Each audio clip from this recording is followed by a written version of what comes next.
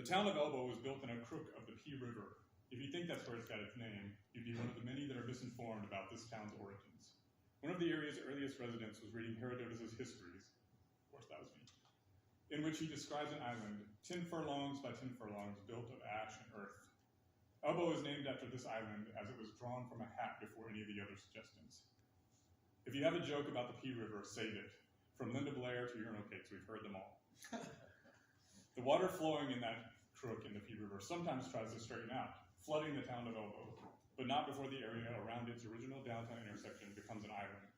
The citizens have built bridges and walls, but when those two sides wish to meet, there's no stopping them. Two warring families settled in this area before there was a town, and as there often are, a young son and a young daughter from each just had to be together in spite of their family's differences. That young love, the fires of which have long since ceased to burn, belonged to Fanny Deemer and Thomas James Hickok. Theirs was a short courtship but a long engagement.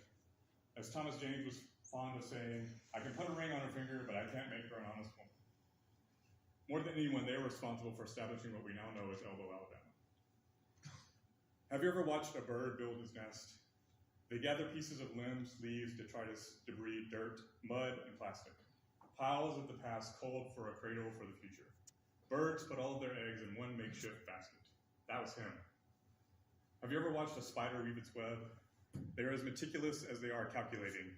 Once they pick the right spot between the limbs of trees or fence posts or poles, they spend as much time as it takes building their lattice trap.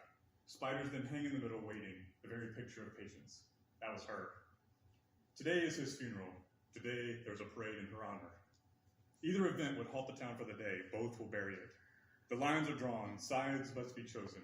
Maybe it won't flood again. Oh, that's great.